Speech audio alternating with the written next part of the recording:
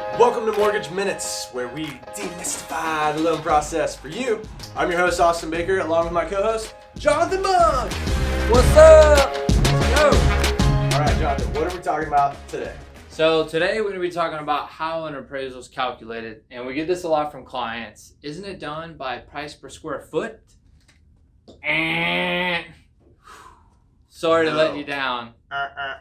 And also, why do we get that? Why do people think price per square foot is how the house gets appraised? Well, because I think that that's an indicator that everyone is looking at. Realtors, buyers, when you guys are looking at homes that are listed and you're trying to figure out if this house is listed for a reasonable amount, one of the things people look at is price per square foot. But where they get confused, Jonathan, is they think that price per square foot is what drives what the sales price should be, and it's actually the other way around. We call it, leading and lagging indicators. The leading indicator is the sales price, and cause and effect. The cause is the sales price. The effect is, well, now we can see a price per square foot. Yeah. So it's something to look at. It's not a driver. It does not impact the sales price at all. Yeah. So what does? Yeah, so the big answer is when an appraisal gets done on your house, the appraiser is going to find really good comps, and the way they look at it, Austin, is they're trying to find something sold 6 months or less. Yep. They're trying to find something of like build, meaning a traditional home, modern home. Yep. If it's built in the 50s, they're going to look at homes built in the 50s. They're going to try to find a house within half a mile or less. They want to find a house on the same street, but they'll go up to a half a mile, maybe a mile if needed. So they look through all those parameters, and they're going to find really good sales comps or sales comparables. Mm-hmm. And then they're going to do what we call net adjustments. And then they're going to do an adjusted sales price. Yep. And the appraisal of your home or the subject property is going to be based on those adjusted sale prices from those net adjustments. So that's hard to explain. So we have it written down, and we're going to walk through it. Yeah, we just grabbed an example that came in actually last night. And so this is our actual subject property that we have currently, and these are the actual comps that we're looking at. And so what we're looking at here, these are not all of the adjustments. These are just the categories that were used. There's a whole list of adjustments that can happen on a property. Mm-hmm. And so what we're trying to do is we know, okay, our subject property is under contract for $435. We know we've got a buyer and a seller. The seller's willing to sell it for this, buyer's willing to buy it for that. The question is that house worth that? And the way that they figure that out is they look at, okay, here are 3 homes that are similar. They were all built within like a year of each other. And there's a lot of other similarities. They're trying to find this exact house, which doesn't exist anywhere else except right here. But the next closest homes, how are these things trending? And so what we've got here is we've got on our comps, we've got another house that's $435, so same as ours. That's really good. Yep.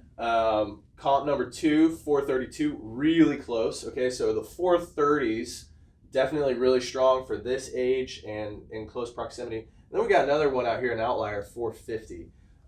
And so what the appraiser is going to do then is he's going to go through and go, okay, what is same and similar and what is different? And so we see lot sizes are all very close. Comp 3 is a little smaller.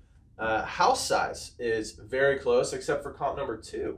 Comp number 2 is a couple hundred square feet smaller, and so he gives us an $11,000 adjustment. So he's saying, hey, if comp number 2 had the same size square footage as our subject property, yep, this thing would have sold for $11,000 more, most likely. Yeah, exactly. All right, and then coming down, bed and bathroom count. This is a big one, usually. And so what we see here is our subject is a 2-2, 2 bedroom, 2 bath, and these 2 are 3 2s, and we see this one over here is another 2-2. So those are same, no adjustments, but for these guys, they've got an extra bedroom, so they get a $6,000 adjustment. But what was your question when we saw that? Yeah, it was, you'd think it'd be more. It's like a bedroom's worth way more than $6,000, but they have the same rooms. Same amount of rooms in the house. And so maybe a den or office. Right. So they might have, repurposed that other room. So we don't have a third bedroom, but we've got the same number of rooms. So a smaller adjustment than what you would probably normally see there. And then garage and carport. This one's interesting. None of these have garages except for the last one. Mm-hmm. But these first 3, they've got 2-car driveways. That's the DW. But our subject has a carport for both cars. And so That gives us $6,000 of value is what the appraiser gave us for that 2-car carport. But then he said that a single car garage and a single car driveway Is equivalent. is basically of same value as a 2-car carport and 2-car driveway.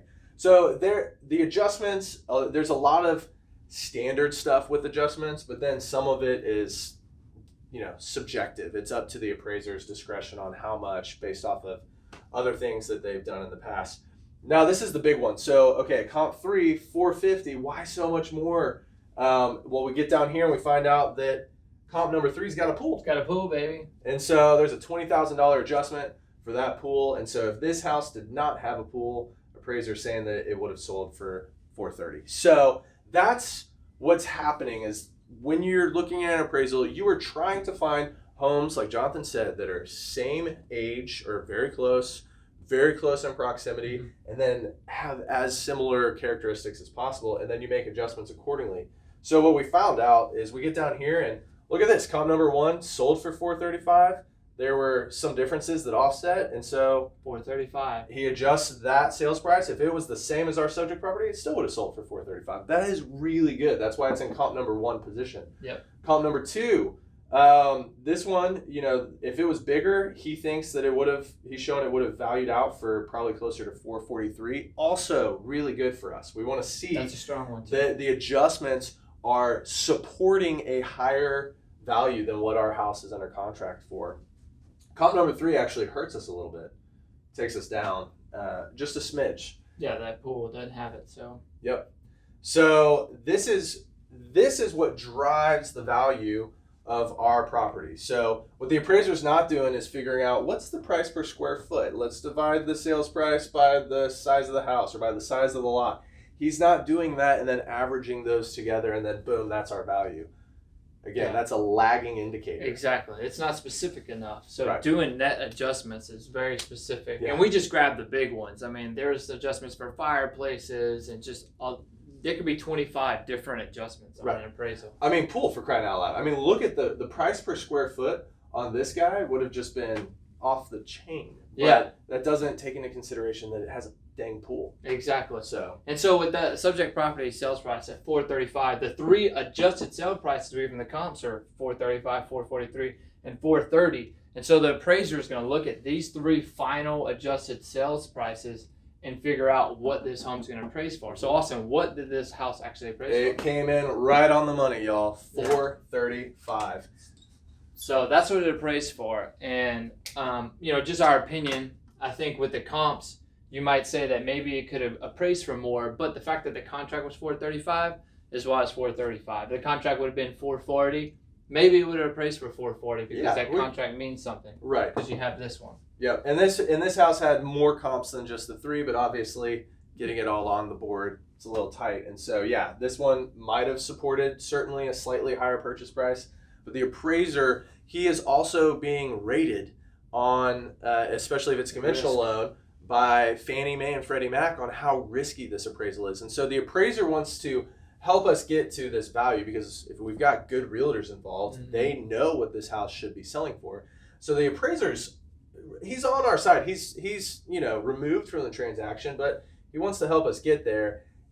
But if he's got some wiggle room, y'all, he's going to try to keep this thing as conservative as possible and still get us to our value because of the risk scoring. Exactly. And so by no means is price per square foot a bad rule. It's a good rule of thumb when you're looking at houses and curious, but when it actually comes to that appraised value, we're doing net adjustments. We're looking at an adjusted sales price.